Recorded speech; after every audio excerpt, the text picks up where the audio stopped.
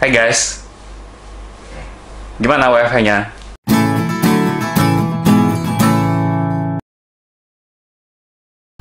Hai guys, gimana kabarnya? Selama PSBB, kita udah berapa lama PSBB? 2 minggu ya? 3 minggu kayaknya. Ya, minggu kedua ya. Ya, semoga sehat-sehat semua, semoga nggak mati gaya. Kita di sini akan coba sambil ngobrol-ngobrol aja santai soal berhubung ini PSBB, semua orang diam di rumah. Kita kali ini akan coba ngobrol-ngobrol soal salah satu proyek residential kita. Itu Beverly 90210. Kenapa Beverly 90210? Bukan lokasinya ya di Beverly Hills. Puji Tuhan suatu kali kita akan ketemu dapat proyek di Beverly Hills ya. Amin amin. Tapi untuk sekarang ini namanya seperti itu karena kalau teman-teman ingat generasi 90-an terutama ya. Ingat Beverly Hills, Melrose Place, Dawson's Creek, familiar dong dengan nama-nama itu.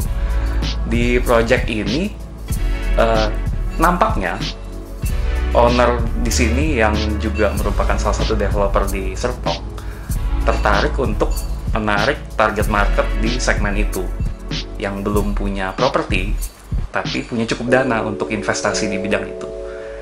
Jadi apa strategi mereka? Salah satunya dengan mencari nama yang cukup catchy dengan target market itu. Karena Beverly Hills sudah jadi nama yang baku, di sini mereka akhirnya pilih sesuatu yang lebih mirip, mendekati tapi nggak langsung berhubungan dengan itu. Jadilah nama itu muncul, Beverly 90210. Untuk pembahasan ini, mungkin ada yang bertanya-tanya kenapa kita pilih project residential di sini. Berhubung dengan physical distancing, semua orang diam di rumah aja. Jadi di project ini yang juga residential itu terasa lebih relatable dengan semua orang. Jadi nah itu kita pilih. Terutama di project ini juga unit-unit yang ada kebanyakan adalah tipe studio dan maksimal 2 bedroom. Karena target marketnya sendiri juga mahasiswa anak muda yang cenderung masih sendiri atau hanya dengan pasangan, dengan living unit yang tidak terlalu besar untuk sehari-hari. Jadi pembatasan fisik secara mandiri itu sangat memungkinkan untuk dilakukan di sini. Karena itu kita pilih project ini. Kemudian physical distancing bukan berarti gaya hidupnya juga jadi dalam tanda kutip sangat sederhana atau cenderung menyedihkan. Oke, seperti tadi kita udah singgung, lahan project ini tipis, memanjang. Jadi gimana strategi kita untuk memaksimalkan lahan yang seperti ini? Di sini kita tidak membuat bangunan itu full di lahan itu. Tentunya ada intensitas bangunan yang harus kita patuhi. Jadi tapi di sisi lain tentunya sebagai developer mereka ingin memaksimalkan profit dengan luasan bangunan yang lebih banyak, lebih optimal lah katakanlah. Tidak maksimal ya, tapi optimal karena ada batasan intensitas bangunan tadi. Jadi dari lahan seperti ini tidak kita buat bangunan yang solid, memanjang. Tapi dari satu bangunan itu kita buat terkesan ada 3 masa dengan pemecahan diantaranya berupa sirkulasi vertikal dan ruang komunal. Kenapa ini jadi penting? Karena mengingat posisi apartemen ini yang berada dekat dengan low rise residential. Jadi kita tidak ingin menimbulkan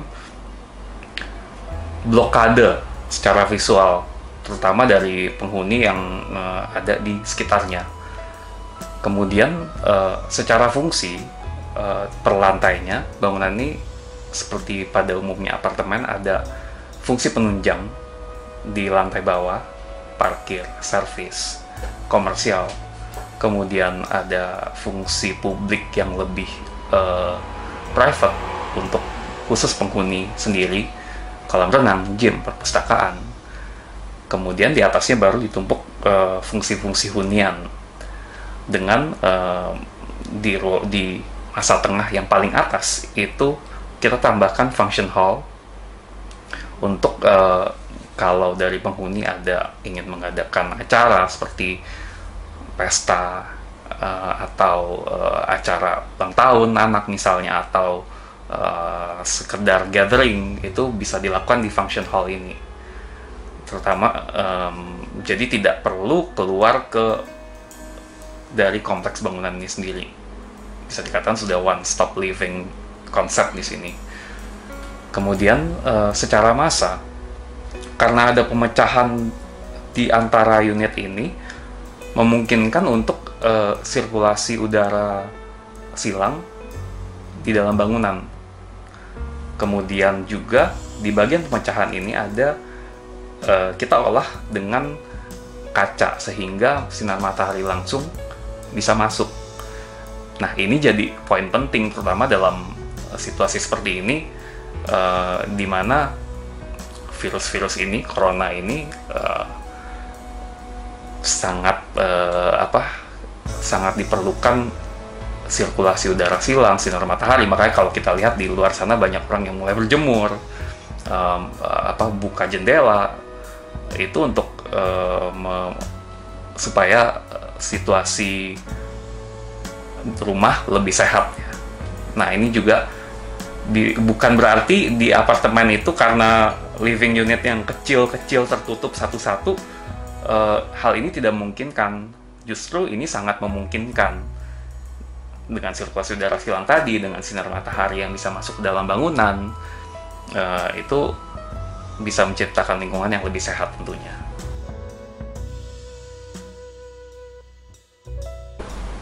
Tantangan ya, kalau tantangan di proyek ini secara umum ada 3. Pertama, dari segi desain. Desain ada kalanya kita sebagai perencana tuh tidak bisa memaksakan apa yang kita pikirkan, apa yang ada di kepala kita ke owner. Jadi memang perlu penyesuaian. Sedikit banyak adalah perubahan dari apa yang tadinya ada di kepala kita ke yang akhirnya terbangun seperti apa. Bicara keterbangunan, tentunya ada kendala secara teknis. Kalau kita bicara di Beverly 90210 ini, kendala teknisnya adalah pertama karena bangunan ini berada di kawasan low-rise residential yang cukup padat. Jadi bangunan berbatasan langsung dengan bangunan existing, rumah-rumah warga, ruko, sehingga secara di lapangan, secara teknis, hal-hal seperti pondasi, seperti retaining wall itu harus dengan matang direncanakan. Kemudian masih berkaitan dengan teknis juga, terutama kuncinya seperti hal ini semua proyek juga adalah dikoordinasi. Semakin intens kita berkoordinasi dengan stakeholder yang ada, dengan MK, dengan kontraktor, dengan owner, akan lebih baik. Karena sudah rahasia umum lah, dengan adanya revisi yang berkali-kali, dokumen itu jadi sangat banyak, untuk di lapangan sangat memungkinkan ada ya sedikit miss 1 dan 2. Wah, kok terbangunnya seperti ini, gambarnya seperti ini, ini gambar lama pak, kita harusnya pakai yang ini. Nah, hal-hal seperti itu yang sebetulnya bisa kita minimalisir dengan koordinasi yang lebih intens. Jadi seperti itu tantangannya di sini.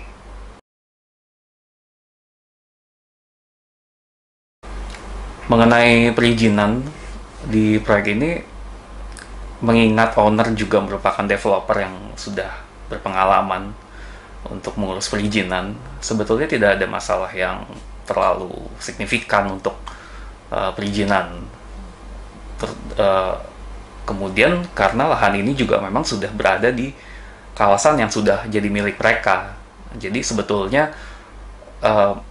secara perizinan hal yang perlu diperhatikan hanya intensitas bangunan yang terkait dengan kawasan, di mana data itu sudah kita dapatkan dari awal dan memang sudah fix. Jadi tidak ada perlu penyesuaian yang sangat banyak lah terkait dengan perizinan. Semuanya sudah bisa dikatakan given lah, sudah fix seperti itu.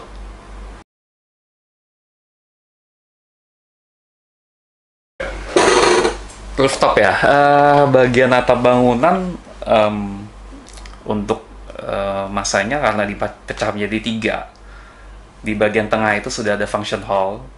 Jadi masa tengah ini sebetulnya atapnya atap meja seperti biasa, tapi karena yang tidak bisa dimanfaatkan untuk apapun ya, karena konstruksinya sebetulnya relatif ringan. Tapi sebetulnya untuk atap di tengah ini, kalau misalnya owner punya biaya budget yang lebih, bisa kita manfaatkan untuk misalnya solar cell atapnya itu, menggunakan itu supaya ya lumayan untuk ngirit listrik, minimal untuk general lighting di bangunan, apakah untuk di koridor, misalnya untuk di lobby, tidak terlalu banyak, tapi sebetulnya bisa menjadi investasi jangka panjang untuk owner sendiri.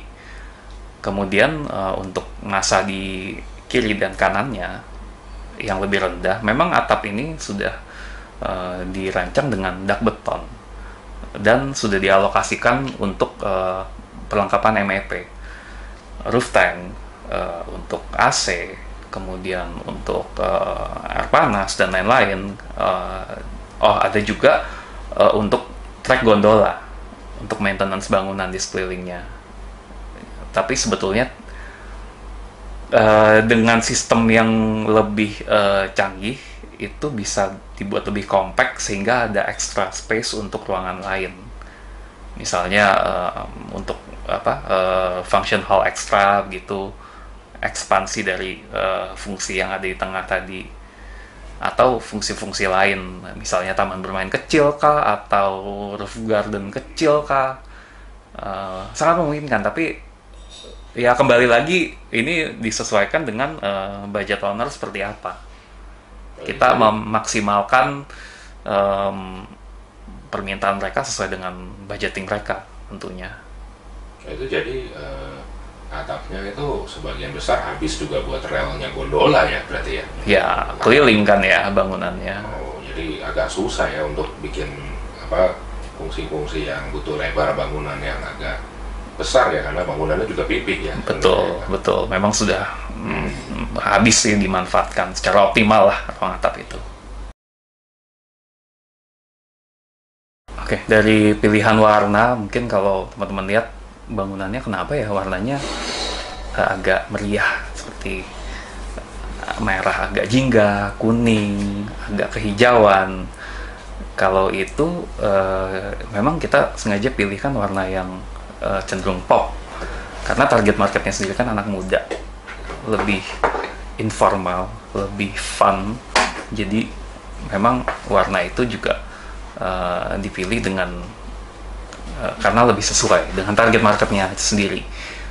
Tapi warna itu juga ada di dalam, sehingga tidak terlalu mencolok, karena warna ACP sendiri sebagai secondary skin itulah warna netralnya. Kemudian secara masih berkaitan dengan warna juga, sebetulnya di ujung bangunan itu ada 2 bagian yang kami rencanakan menggunakan vertical garden untuk menambah kehijauan supaya lebih asri bangunannya. Tapi karena ada pertimbangan budget dari owner, akhirnya bagian ini dibuat solid saja, plaster aci dan warna.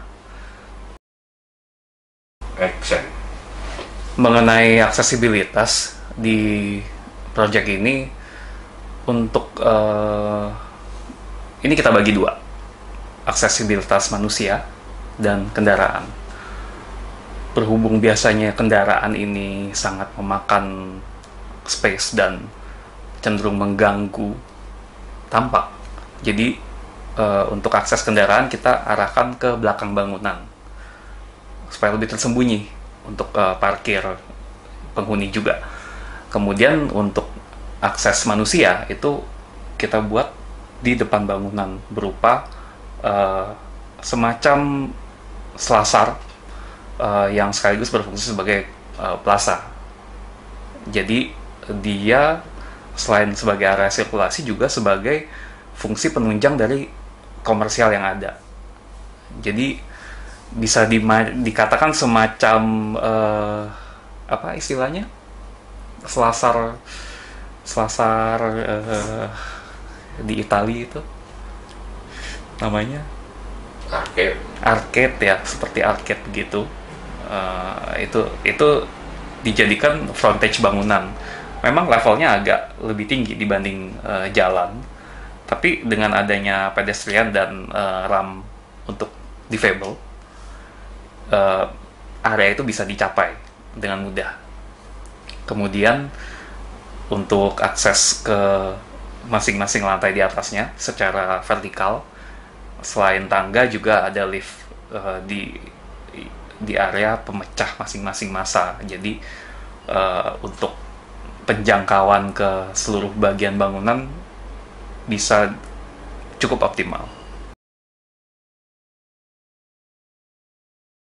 Cek memang kita sebagai perencana kan inginnya ideal semua faktor supaya kita bisa mengeksplor desain lebih maksimal.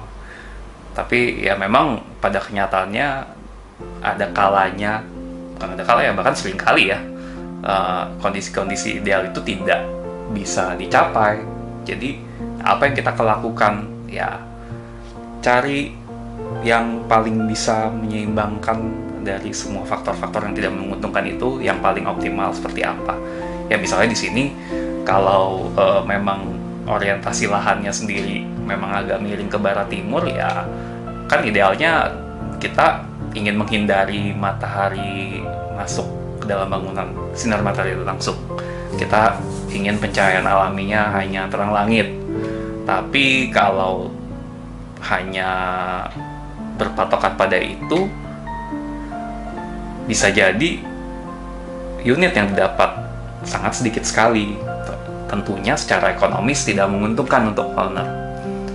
Jadi ya seperti apa yang harus dilakukan ya di sini secara teknis apa boleh buat. Kita buat masanya maksimal, tapi dengan penanganan secara teknis, secondary skin yang tadi kita bahas sebelumnya. Itu salah satu faktor yang perlu dipertimbangkan untuk menyeimbangkan win or lose aspek di satu project. Kira-kira seperti itulah yang perlu dipikirkan. Ya, sekian obrolan ringan kita soal project. Mungkin setelah ini kalau masih ada terbersit yang apa yang mau ditanyakan, bisa tinggalin aja di komentar di bawah ini. Oke, sampai jumpa lagi.